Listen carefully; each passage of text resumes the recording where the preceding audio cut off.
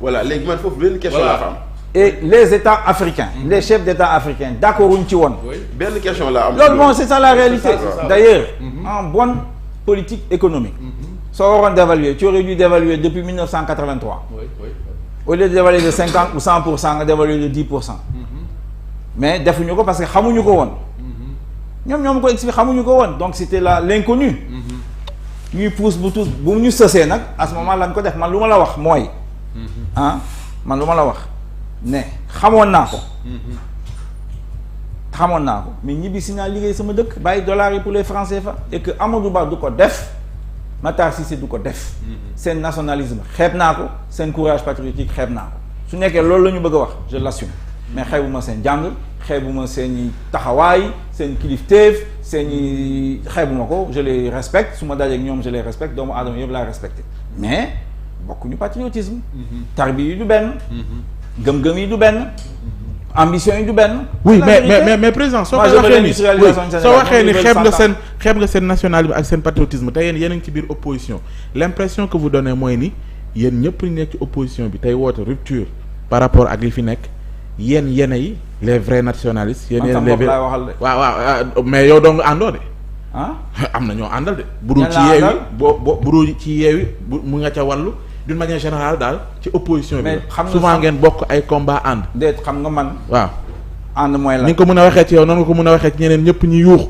patriotisme ak nationalisme Pape Ousmane man sooy wax ci man da nga may wax ci tekki am njëriñ doctrine bu ñu bind la waaw c'est écrit noir sur blanc kenn mësuma critiquer fii ci Sénégal tekki principe et méthode du responsabilisme maa ngi terminer les 31 thèses sur le responsabilisme donc ci loolu laa nekk ci lu ma gëm loolu laa fi exposé dama la ne tout à l'heure à un moment donné on fait des alliances tactiques pour faire avancer notre projet pour bloquer les mandats du président de la République ci biir loolu laa doon liggéey loolu moo tax en 2017 on a voulu faire une grande coalition pour bloquer Macky Sall à l'Assemblée nationale ñu dem ba ci biir mu yàqu mais buy 2023 bi ou je crois c'est ça 2022 on l'a réussi avec Yewwi Wallu c'est notre idée c'est notre volonté liggéey nañ ci parce que dama jàppoon ne loolu mooy bloquer Macky Sall dans sa volonté de transformer le Sénégal en un émirat gazier donc man sama bopp laay wax ngeen dem penc ma def nii te xam nañ nu mu fa demee yëpp oui loolu du loolu ngeen waxoon askan wi de au début loolu la ñu waxoon askan bi mooy lan assemblée de rupture ngeen leen jaayoon assemblée de rupture lu ñu waxoon assemblée waaw mooy Yewwi Wallu mooy taxaw nangu assemblée nationale ci loxo Macky Sall après on l'a pas réussi c'est le fait on n'a pas réussi lu tax une des raisons mooy la liste des titulaires a chuté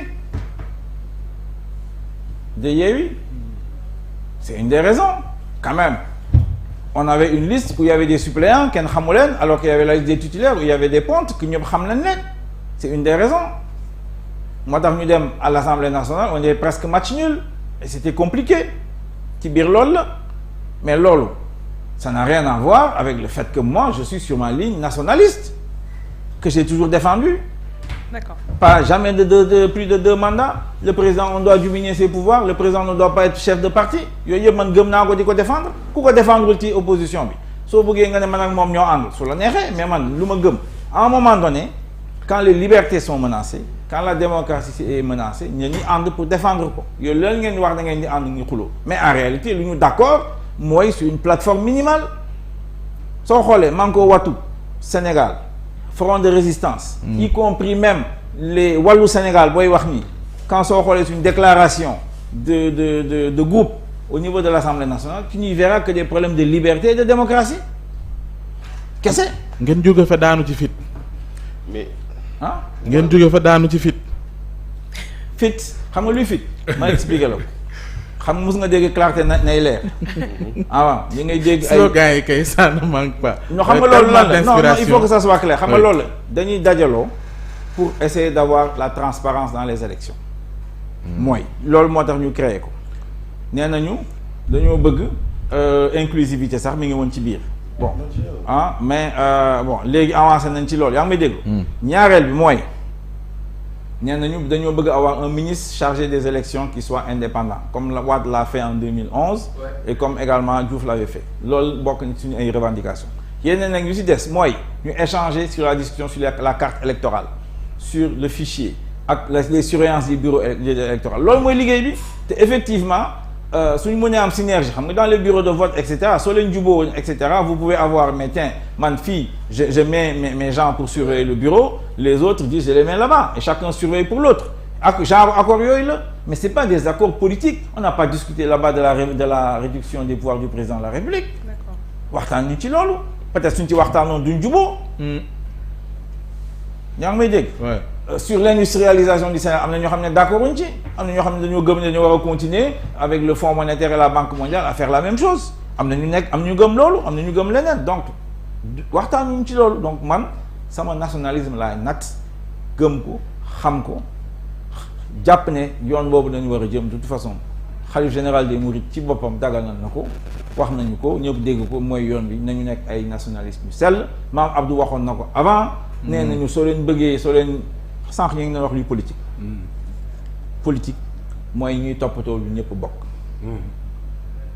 politique mooy luy toppatoo ëllëgu réew mi ak ëllëgu askan maam Abdou ne da ngeen di jiital yàlla fàtte seen bopp jiital réew mi fàtte seen bopp loolu mooy nationaliste du sell encore Bachir Fofana c'est les élites nationalistes qui développent le pays lorsqu'elles réussissent à faire des institutions yoo xam ne population yi gëm nañ ko Thierno nañu liggéey ci loolu nañu bàyyi détails yi nañu bàyyi subjectivisme Houphouët-Boigny nee na il y a pas de solution au problème subjectif awma aucun problème subjectif on n'est pas nombreux on est 18 millions les Chinois sont 1,3 milliard man du ma fi nekk di reyante ak ñoom jël benn ku mel ni Matar Cissé yóbbu ko ba mu am bac ak maîtrise c'est déjà beaucoup pour le Sénégal on a beaucoup dépensé pour lui je préfère que mu delloo ko Sénégal léegi nag jubóowuñu on n'est pas d'accord parfois ñun suñu posture dafay difficile Bachir, parce que ñun dañuy poser question selon ce qu'on entend yenn saa yi avec des professeurs selon vos enquêtes am na question boo xam ne sax posé wu ma ko oui y a un ouvrage paru récemment des questions selon vos enquêtes.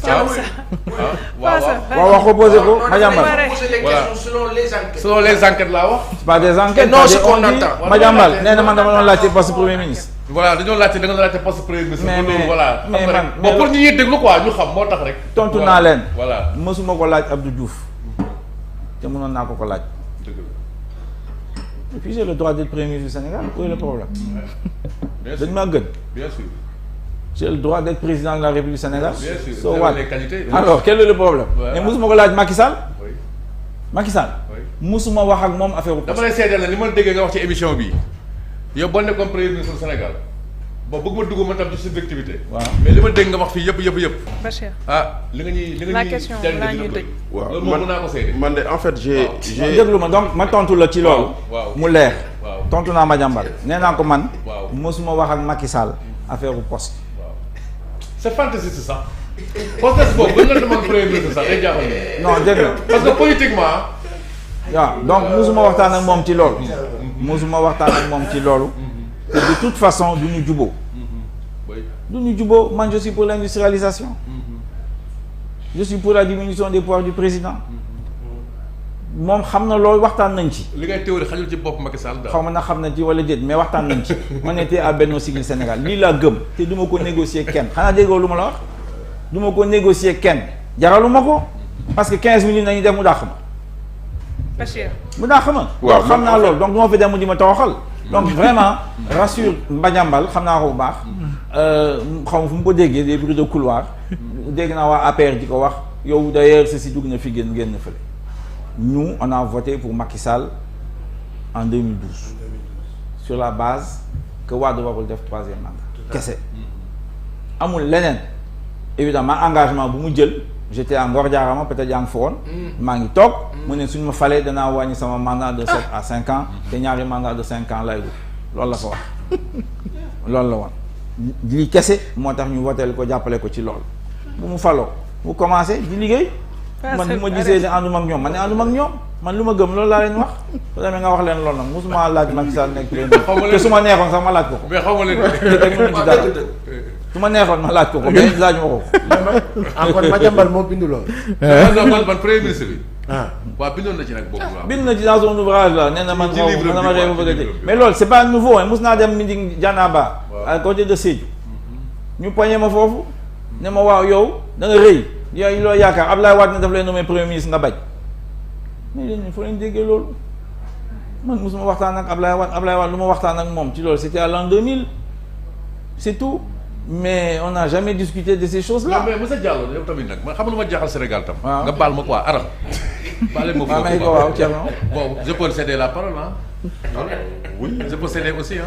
vas-y Thierno. lu la jaaxal waaw.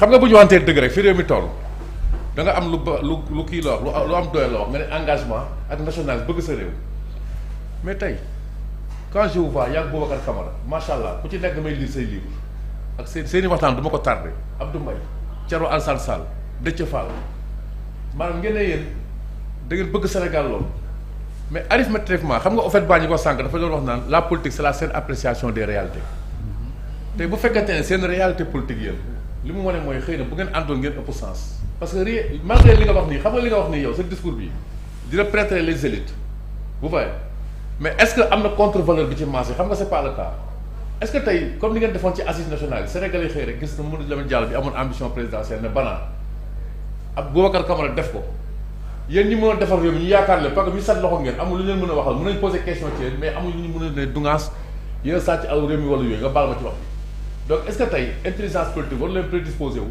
ngeen ànd bu ko defee xëy na sax yow ëllëg premier ministre boobu ñu la yéene woon même boo nekkul président ngeen nekk ko bu ko defee yow nga jëriñ Sénégal nag maa ngi jëriñ Sénégal. waaw bu baax sax. waaw lu leer laa la yëgal. waaw jëriñ Sénégal c'est pas forcément être ministre ou premier ministre. franchement. xeex bu ñu xeex. pour que président bi am ñaari mandat man xeebuma ko. pour man c'est un très grand succès politique am na ñu ci dee. am na ñu ci gaañ. mais loolu lu américain ñu wax breakthrough loolu la man xeebuma ko pour man vraiment c'est extrêmement important. depuis 2000 nee naa la fi mu jógee ci man. dugguma ci détails yi mais après le coup de nu mu tuddee le coup que Faure voulait jouer au Togo bañ ko bloqué ak Babacar Touré lam ci bind yooyu moo yooyu yëpp ci man ne man dañoo war a engagé wu pour régler problème boobu au Sénégal te suñ ko régler au Sénégal dinañ ko régler en Afrique de l'Ouest gis nga ni Nigéria réglé na ko entre temps donc Sénégal dans l'Afrique de l'Ouest c'est ça que ça veut dire. Vous n'êtes pas répondre à la question. Êtes-vous prédisposés à être ensemble, renoncer à vos ambitions, aux égos surdimensionnés pour faire prévaloir l'intérêt supérieur de la nation enfin? Oui. Voilà. Je réponds oui. Parce que tamit dañuy wax de quoi il faut qu'on ait vertu concret. Chacun ne peut pas nourrir une ambition présidentielle de son côté. dañuy waxante dëgg rek. D'accord peut-être. loolu xam nga tu as raison xam nga Thierno je te donne raison. xam nga c'est quoi il y a deux problèmes. ou trois. Oui. Il y a des problèmes d'ego. Oui. C'est vrai. Oui, c'est vrai. Il y a des problèmes d'ego. Oui. Parce que Thierno Alassane oui. ak Abdoul Mbaye oui. ensemble oui. on avait lancé le CRD. Oui. di ci xeex ci affaire pétrole beeg yooyu ànd nañ ci. Oui. Bon mais le CRD existe mais effectivement nu mu waroon melu ko. Il y a des problèmes d'ego. kooku du ma ko nëbb mais au-delà de ça il y a des divergences. Ouais. Il y a des divergences. Moi je veux que le président soit justiciable. Oui. Parfaitement. Il y a des divergences. Vous ko négligez. Kooku ci bañ dugub. Il y a des divergences. Vous ko négligez. Et troisièmement man kenn tënkuma. Ouais.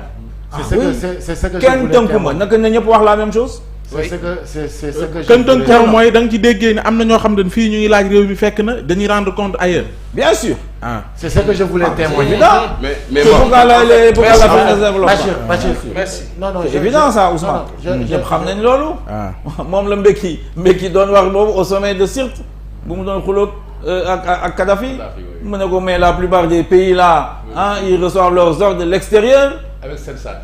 loolu la leen wax de l'extérieur nga bëgg a man sama ministre des affaires étrangères muy défendre ministre africain des affaires étrangères loolu la Mbeki tontu Kadhafi affaire bi yàqu marché bi tas mais loolu lu am la lu am la parce que am na ñenn dañ leen di nommer ministre wala directeur ñu dem jëli beneen nationalité ça existe dans ce pays xam ngeen ko au nom de quoi au nom de quoi un grand débat teguñ ko fenn au nom de quoi te lii ñi koy laal bëriwul de te moment bii lañ ko war a laal laal ñoo xam buñ jotee ci réew mi jaay suñu réew mi en tout cas jot ci réew mi jaay suñu réew mi xam nga am ci poste de direction yi jaay suñu réew mi loolu c'est yeeg pas seen normal niveau xam nga noonu d'ailleurs il faut que ma clarifier Ouais. xam nga nit mën na am yow am nga sœur bu dem sëyi France wala feneen am fa doom xale bi màgg nekk français. sénégalais. yàlla dénk ko dara mu bëgg Sénégal ñu ñëw ñibbi si liggéey kooku c'est un cas à part. waaw man ngeen lu may wax mooy ku juddu Goudiri. waaw. wala Salémata. waaw yàlla dénk la xam-xam école publique jàngal la ngay xuus ñu dénk la direction générale de X Y Z nga yeewu suba dem chez les Belges na waa bëgg seen nationalité. c'est pas normal yéen tamit. c'est pas normal loolu daf fi am xam ngeen ko loolu laay combattre. c'est ce que j'appelle les binationaux tardifs. loolu laa leen tuddee. les binationaux tardifs loolu laay wax. ñooñu effectivement man ànduma ak ñoom parce que ñooñu mënoo liggéey ak ñoom sur des projets industriels. et stratégiques c'est pas possible. waxuma sax ci affaire sécurité parce que c'est un bloc important. suñu armée suñu industrialisation dafa war a dugg armée. dafa war a dugg armée. yooyu bokk ñu ci suñu ay programme donc yooyu mënoo ko waxtaan ak koo xam ne dégg nga maam voilà ah il est à la fois X Y et Z c'est pas possible. en tout cas fa lay waxee. donc xeebuma kenn. lu am solo la. mais damaa bëgg sama réew. fonk suñu askan te awma benn complexe. grand waaw. man le témoignage que je voulais faire il faut que tamit nit ñi prêter ci attention parce que peut-être moom moo fi teew aujourd'hui et c'est bien hein moo tax ñëpp dañ la bàyyi ngay dérouler jàqar bi ko mu génn quoi mais grand bi je peux dire que nous tous nous le connaissons c'est un orthodoxe c'est un orthodoxe te à chaque fois da nga koy gis grand bi boo ñëwee di ko wax ni ko dañu am un combat sur ça ceci cela il n'hésite pas donc il n'a pas de problème de teg fële égo parce que. mais koy wax loolu man. non bëgguma ko révéler mais il y a 3 semaines. non j'arrive maa ngi ñëw. daf ma recevoir moom. non maa ngi ñëw ma fekk ko ci lu xat. mu bàyyi lépp lu mu doon def mu recevoir moom. kon doo ko wax man mais dama koy rapporter li ñuy wax. waaw mais voilà Thierno.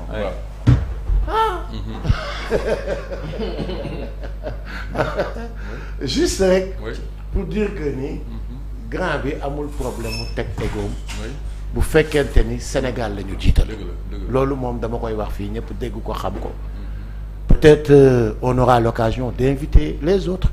nga kii leen mais la fois passée quand on avait invité Abdoul Mbaye la posé wu la ko question bi et pourtant c'est une question vraiment pertinente parce que man des fois je me vois très mal des gens yoo xamante ni Mamadou Lamine Diallo Thierno Alassane Sall Abdoul Mbaye Déthié Fall ak kan Boubacar Camara peut-être am na ñeneen ñu des Abdourahmane Diouf mais dans une grande coalition sérieusement waaw dans une grande coalition mais xam nga léegi lu gaa ñi di xaar ñu jàll parrainage loolu kese la loolu kese la et c'est vrai que mais moom la foofu laay ñëw c'est mais pas pourtant logique yéen c'est pas logique pourtant yéen ñooñu bu ngeen booloo woon fala budda kenn ñemewul xëy na jàllu leen parrainage absolument tu as 1000 fois raison oui mais xam nga lu koy bloqué non je suis non pas Moussa ñi ma fi tudd nag non wax na dëgg ñoom ñëpp boole dañ leen rejeté ñoo xam nga yow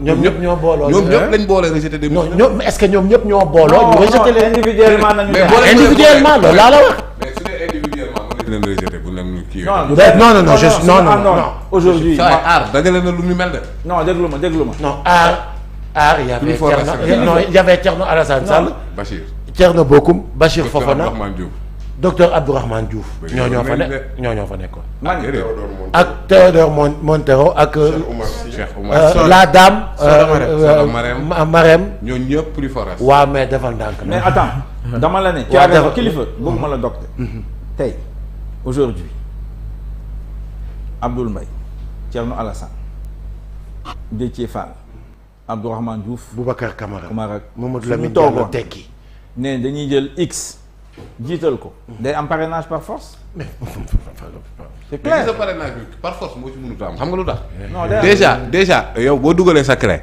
logiciel bi génne la sa kii non boo paree amatoo benn maîtrise ci mbir non ku ñu bëgg a barki Rasulaay ku ñu bëgg bul wax barki Rasulaay déedéet bul wax barki Rasulaay non on a appris non baal ma ñëw rek billaahi wallaahi tàllaay caaxaanuma ñun ñii suñu d'accordoon comme ni mu ko bëggee tey ñun dañuy jiital X kooku day am parrainage 2019 demoon nga oui mais xaw moon dara ci parrainage carte d'identité sax mënu ma ko woon lire ba tey jii nii ah léegi c'est autre chose. maîtriser nga. ah xaw ma maîtriser mais jàng naa te dofuma. non jàngoor nga 2019.